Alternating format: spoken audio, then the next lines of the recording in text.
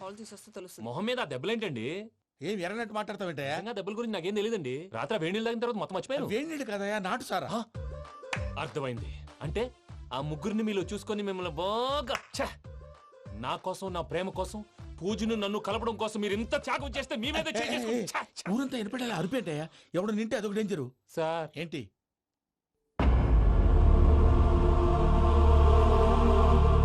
ఏంటయ్యా ఇదంతా? మీరు ప్రేమించుకోవటమేంటి, మా ప్రసాద్ మీకు హెల్ప్ చేయటమేంటి? అది కాదమ్మా, అసలేం జరిగిందంటే మీరు నేను ఆడపిల్ల తనేం చెప్తుందంటే నేను చెప్తాను. మీరందరూ అనుకుంటున్నట్టు నా పేరు ప్రణీత్ కాదు, చిట్టాబత్తుల వెంకటరమణ.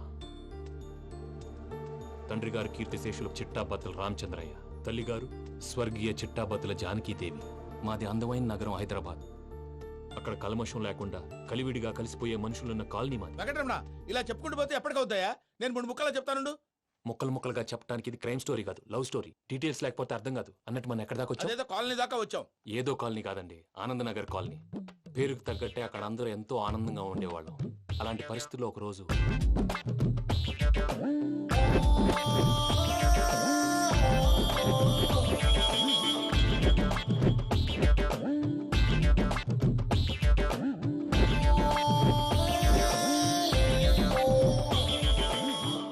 లేవండి ప్రసాద్ గారు, అయిపోయింది. ఇదండి జరిగింది. సమయాభావం వల్ల కొంచెం ఫాస్ట్ గా చెప్పేశాను. ఫాస్ట్ గా చెప్పేసావా?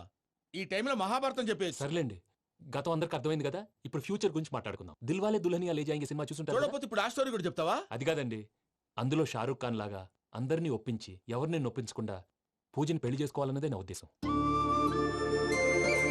కాకపోతే ఇంట్లో మగవేతలందరూ మూర్ఖులు, మార్చడాలు అవి కుదరదు అని ప్రసాద్ గారు అన్న మీదట వేరే దారి లేక ఎస్కేప్ ప్లాన్ చేశాం. ఏం ప్రసాద్ గారు? అంతే అంతే.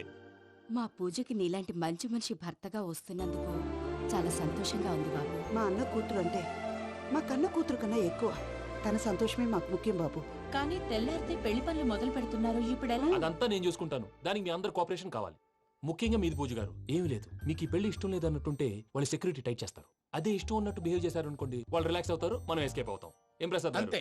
అంతే. ఈ 10,000 ఏమిరా? వాళ్ళకి పేమెంట్ ఏదో నేందన్నట్టు మాట్లాడతావు. కాసేపు అకౌంట్స్ పక్కన పెట్టండి. తెల్లారితే శుభకార్యం. అక్కడ ఏమైనా పెళ్లికూతురు ఏడు బాంబు పెట్టుకుంది, ఇక్కడ ఏమైనా పెళ్లికూడు మాడు బాంబు వేసుకున్నాడు. అదేమో ఆనందరావు అంకుల్ అయితే మాటికి వాని ఊసేందుకు బాబు? అది కాదు అంకుల్, శుభకార్యం జరిగే ఇంట్లో ఇలా ఏడు మాలు వేసుకుని ఉంటే దరిద్రం. మీ పార్ట్నర్ కాబట్టి ఆ దరిద్రం నాకు చుట్టుకుంటుందేమో నా భయం. అట్లా ఏం కాదులే బాబు. ఇప్పుడు మేమేం చేయాలో నువ్వే చెప్పు. సందడి సందడి చేయాలి. అంతే కదా, నువ్వు ఎట్లా చెప్తే ఎట్లా చేస్తావు. ఏం పాటలమ్మా ఇవి? పనిచేసే వాళ్ళు కూడా నేసం వస్తుంది. ఏం తాతగారు? సాల్ది అమ్మని ముసిరి పాటలు నలిగేటి కూడా నలగవు. తెలుసు తెలియకు వెంకీ విషయంలో నేను చేసిన తప్పుని క్షమించు స్వామి. ఏమ్మా, దేవుణ్ణి ఏం కోరుకున్నావు? వెంకీకి నిజం చెప్పేయాలని డిసైడ్ అయ్యాను మావయ్య. ఏంటమ్మా, నిజం తెలిస్తే వెంకీ మన కోఆపరేట్ చేస్తాడా? పైగా ఎలా రియాక్ట్ అవుతాడు? తప్పు చేసిన మనం ఎలాంటి రియాక్షన్ అయినా ఫేస్ చేయాలి. నిజమేనమ్మా, నీలాంటి దైవభక్తి ఉన్న వాళ్ళకి పాపభీతి ఉంటుంది. నువ్వు ఈ విషయం వెంకీకి చెప్పావంటే దేవుడి మీద ఒట్టు.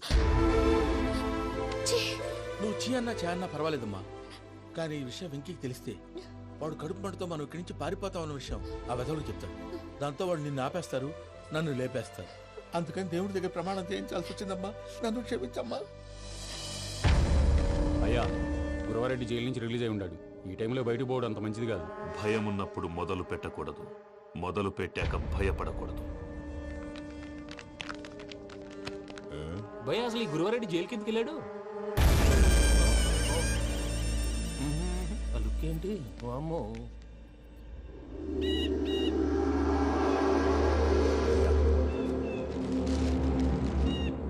ఇంకో తూరు ఆలోచించు. ఆ సంగల్లాడి చాలా డేంజర్. డేంజర్ అయితే లంగాగండ వాడిని చంపడానికే నేను పుట్టాను రా. ఇక్కడ చూడు, రేపు వాడు ఇదే రూట్ లో కర్నూలు పోతుంటాడు. చిట్టి గిద్ద కన్వర్ట్ దగ్గర మనం ల్యాండ్ మైన్ పడదాం. ఆడి బండి కన్వర్ట్ మీద రాగానే ఢమాల్.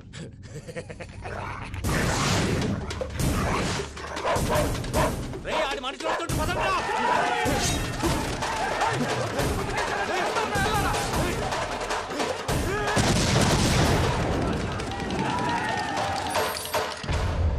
హలో పెద్దయ్య గారు, రేగుపాటి పొలంలో అల్లుడి గారి మీద గురువారెడ్డి తన మనుషులతో అటాక్ చేసినాడు. పెద్ద గొడవ జరుగుతున్నది. ఏయ్ సిద్ధప్ప, మన అల్లుని గారి మీద ఆ గురువారెడ్డి గారు అటాక్ చేసినాడంట. కృష్ణాగిరి వాడిని నరచురి కొడుకుని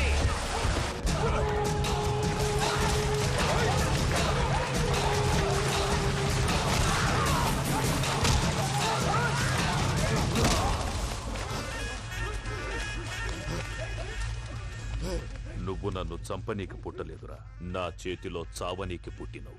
వద్దురా జంగల్ రైడ్.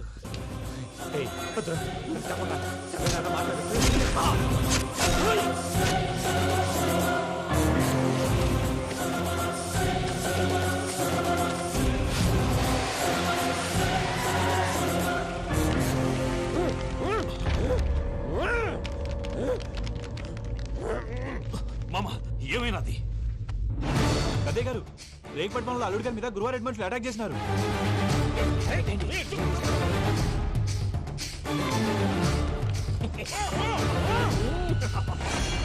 భైరాగి, వాళ్ళెట్టి పరిస్థితుల్లోనూ ఈ సీమ పొలిమేరలు దాటిపోకూడదు.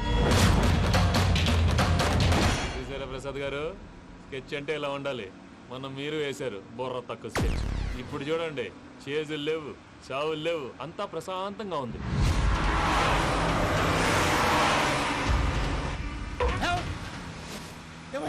ఒకసారి వెనక్కి తిరిగి చూడు. డ్రైవింగ్ చేసేటప్పుడు వెనక్కి తిరిగి చూడకూడదండి. నీ తొక్కలో రూల్స్ ఆపి ఒకసారి వెనక్కి తిరిగి చూడవా. ఏంటండి నీలాంటి బుర్ర తక్కువ నమ్ముకొని వచ్చినందుకు నాకు జరగాల్సిందే జరిగింది. వాళ్ళు దొరికితే ఫస్ట్ నన్ను నరికేస్తారు. అది వయ్యా బాబు. ప్రసాద్ గారు, ప్రాబ్లం వచ్చినప్పుడు పానిక్ అవ్వకూడదు. ముందు మీరు సీట్ బెల్ట్ వేసుకోండి. పూజ గారు మీరు కూడా స్పీడ్గా పని బాబు. టెన్షన్ అవ్వకండి.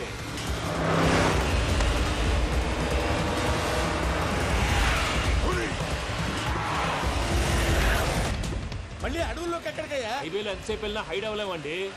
ఇదైతే ఏదో ఒక ఛాన్స్ ఉంటుంది.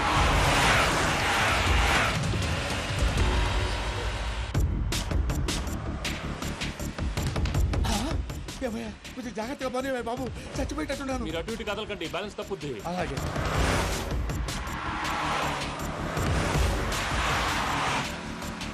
అయ్యి బాబు,